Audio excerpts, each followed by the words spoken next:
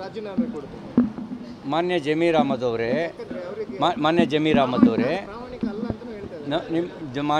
ಅಹಮದ್ ಅವರೇ, ನೀವೇ ಒಪ್ಕೊಂಡಿದ್ದೀರಿ ನಾನು ಪರಿಶುದ್ಧ ಅಲ್ಲ, ಪ್ರಾಮಾಣಿಕ ಅಲ್ಲ, ಆದರೆ ಬಡವರ ಹೆಸರಲ್ಲಿ ದುಡ್ಡು ತಿಂದಿಲ್ಲ ಅಂತ ಹೇಳ್ತಾ ಇದ್ದೀರಿ. ನಿಮ್ಮ ಕೆಳಗಡೆಯವ್ರು ತಿಂದರೂ ಉತ್ತರದಾಯಿತ್ವ ಯಾರ್ದು? ನಾನು ತಿನ್ನಲಿಲ್ಲ, ನನ್ನ PA ಇಸ್ಕೊಂಡಿದ್ದಾನೆ, ನಾನು ತಿಂದಿಲ್ಲ, ಇನ್ಯಾರೋ ಸ್ಪೆಷಲ್ ಆಫೀಸರ್ ಇಸ್ಕೊಂಡಿದ್ದಾನೆ ಅಂದರೆ ಸ್ಪೆಷಲ್ ಆಫೀಸರ್ನ ಅಪಾಯಿಂಟ್ ಮಾಡ್ಕೊಂಡವ್ರು ಯಾರು? PAನ ಅಪಾಯಿಂಟ್ ಮಾಡ್ಕೊಂಡವ್ರು ಯಾರು? ಮತ್ತು ನೀವೇ ಒಪ್ಕೊಂಡಿದ್ದೀರಲ್ಲ ನಾನು ಇದರಲ್ಲಿ ತಿಂದಿಲ್ಲ, ಇನ್ಯಾವುದ್ರಲ್ಲಿ ತಿಂದಿದ್ದೀರಿ? ಅಲ್ಪಸಂಖ್ಯಾತರ ಕಲ್ಯಾಣಕ್ಕಾಗಿ ಉಪಯೋಗಿಸೋಕ್ಕೆ ಕೊಟ್ಟ ಹಣದಲ್ಲಿ ತಿಂದಿದ್ದೀರಾ? ಇನ್ಯಾವುದ್ರಲ್ಲಿ ತಿಂದಿದ್ದೀರಿ ನೀವು? ಅಲ್ಲಿಗೆ ನೀವು ಒಪ್ಕೊಂಡಿದ್ದೀರಿ. ತನಿಖೆ ಆಗೋವರೆಗೂ ನೀವೇ ರಾಜೀನಾಮೆ ಕೊಡಿ. ತನಿಖೆ ಪಾರದರ್ಶಕವಾಗಿ ಆಗಬೇಕಲ್ಲ, ರಾಜೀನಾಮೆ ಕೊಡಿ.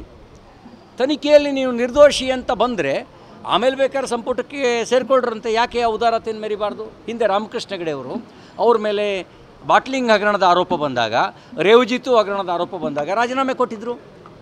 ನೀವು ರಾಜೀನಾಮೆ ಕೊಡಿ, ಮೇಲ್ಪಂಕ್ತಿ ಹಾಕಿ. ಯಾಕೆ ರಾಜೀನಾಮೆ ಕೊಟ್ಟು ತನಿಖೆ ಎದುರಿಸಿದರೆ ಜೈಲಿಗೆ ಹೋಗ್ತೀವಿ ಅಂತ ಭಯನಾ? ಜೈಲಿಗೆ ಹೋಗ್ತೀವಿ ಅಂತ ಭಯ ಏನ್ರಿ? ಜೈಲಿಗೆ ಹೋಗಲ್ಲ ಅಂತ ಭಯ ಇಲ್ಲದೆ ಇದ್ದರೆ, ನೀವು ಪಾರದರ್ಶಕವಾಗಿದ್ದರೆ, ನೀವು ಪ್ರಾಮಾಣಿಕವಾಗಿದ್ದರೆ, ನೀವು ಆಣೆ ಪ್ರಮಾಣ ಎಲ್ಲ ಮಾಡಿದ್ರಲ್ಲ, ಆಣೆ ಪ್ರಮಾಣ ಏನೂ ಬೇಕಾಗಿಲ್ಲ, ರಾಜೀನಾಮೆ ಕೊಟ್ಟು ತನಿಖೆ ಎದುರಿಸಿ.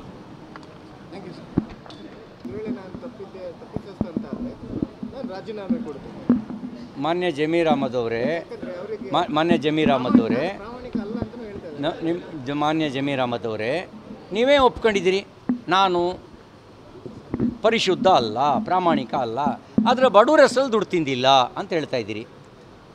ನಿಮ್ಮ ಕೆಳಗಡೆಯವ್ರು ತಿಂದರೂ ಉತ್ತರದಾಯಿತ್ವ ಯಾರ್ದು?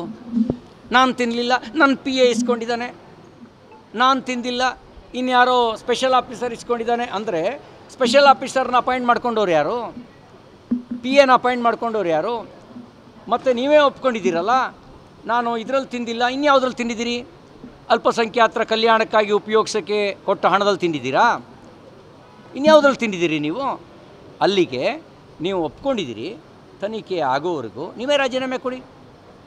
ತನಿಖೆ ಪಾರದರ್ಶಕವಾಗಿ ಆಗಬೇಕಲ್ಲ, ರಾಜೀನಾಮೆ ಕೊಡಿ. ತನಿಖೆಯಲ್ಲಿ ನೀವು ನಿರ್ದೋಷಿ ಅಂತ ಬಂದರೆ ಆಮೇಲೆ ಬೇಕಾದ್ರೆ ಸಂಪುಟಕ್ಕೆ ಸೇರಿಕೊಳ್ಳ್ರಂತೆ. ಯಾಕೆ ಆ ಉದಾರತೆಯನ್ನು ಮೆರಿಬಾರ್ದು? ಹಿಂದೆ ರಾಮಕೃಷ್ಣ ಹೆಗಡೆ ಅವರು ಅವ್ರ ಮೇಲೆ ಬಾಟ್ಲಿಂಗ್ ಹಗರಣದ ಆರೋಪ ಬಂದಾಗ, ರೇವಜಿತು ಹಗರಣದ ಆರೋಪ ಬಂದಾಗ ರಾಜೀನಾಮೆ ಕೊಟ್ಟಿದ್ದರು. ನೀವು ರಾಜೀನಾಮೆ ಕೊಡಿ, ಮೇಲ್ಪಂಕ್ತಿ ಹಾಕಿ. ಯಾಕೆ ರಾಜೀನಾಮೆ ಕೊಟ್ಟು ತನಿಖೆ ಎದುರಿಸಿದರೆ ಜೈಲಿಗೆ ಹೋಗ್ತೀವಿ ಅಂತ ಭಯನಾ? ಜೈಲಿಗೆ ಹೋಗ್ತೀವಿ ಅಂತ ಭಯ ಏನ್ರಿ? ಜೈಲಿಗೆ ಹೋಗಲ್ಲ ಅಂತ ಭಯ ಇಲ್ಲದೆ ಇದ್ದರೆ, ನೀವು ಪಾರದರ್ಶಕವಾಗಿದ್ದರೆ, ನೀವು ಪ್ರಾಮಾಣಿಕವಾಗಿದ್ದರೆ, ನೀವು ಆಣೆ ಪ್ರಮಾಣ ಎಲ್ಲ ಮಾಡಿದ್ರಲ್ಲ, ಆಣೆ ಪ್ರಮಾಣ ಏನೂ ಬೇಕಾಗಿಲ್ಲ, ರಾಜೀನಾಮೆ ಕೊಟ್ಟು ತನಿಖೆ ಎದುರಿಸಿ.